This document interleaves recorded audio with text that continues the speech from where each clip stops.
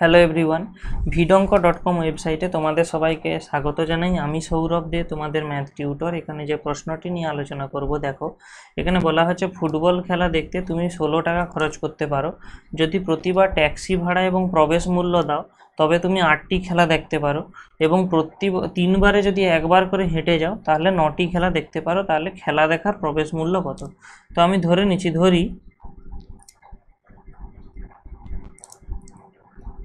ধরি খেলা দেখার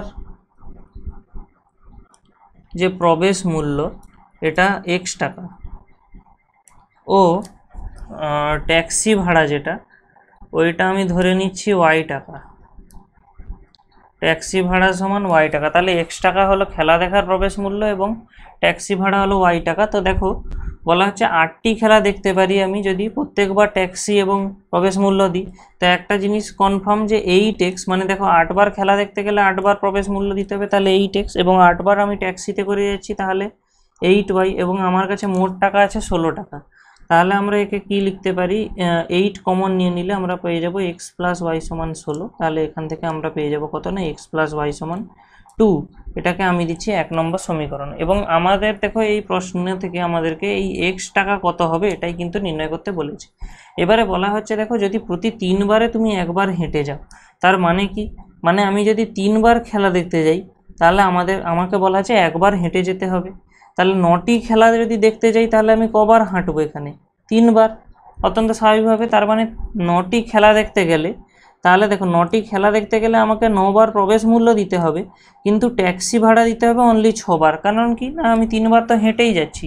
তাহলে আমরা এখান থেকে কি পেয়ে যাচ্ছি দেখো, তাহলে আমরা এখানে প্রবেশ মূল্য যেটা খেলার সেটা দিচ্ছি 9x, এবং ট্যাক্সি ভাড়া দিচ্ছি 6বার, সেই কারণে 6y, তখন এটা হবে 16।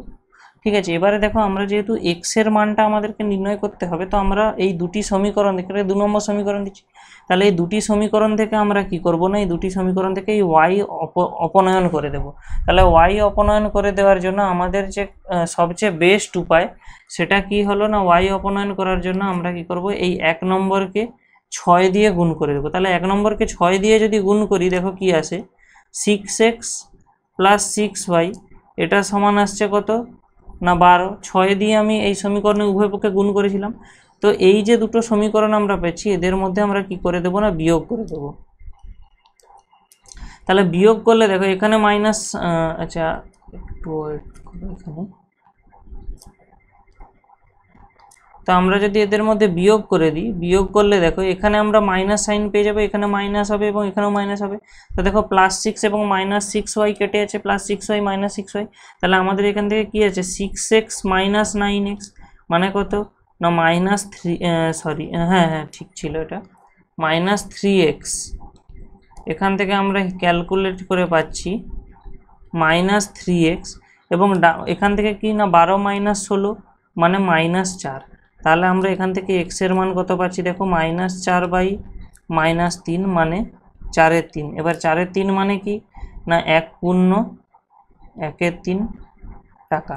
ওকে, তাহলে আমাদের যে খেলা দেখার প্রবেশ মূল্য এটাই আমরা x ধরেছিলাম আর ওটাই চাওয়া হচ্ছে। তো খেলা দেখার প্রবেশ মূল্য হলো 1×1 টাকা। vidonko.com ওয়েবসাইটে এই ম্যাথটি দেখার জন্য তোমাদেরকে অসংখ্য ধন্যবাদ জানাই। এরকমই নানা প্রশ্ন এবং তাদের সমাধানের জন্য তোমরা আমাদের ওয়েবসাইটটি ভিজিট করো। ধন্যবাদ।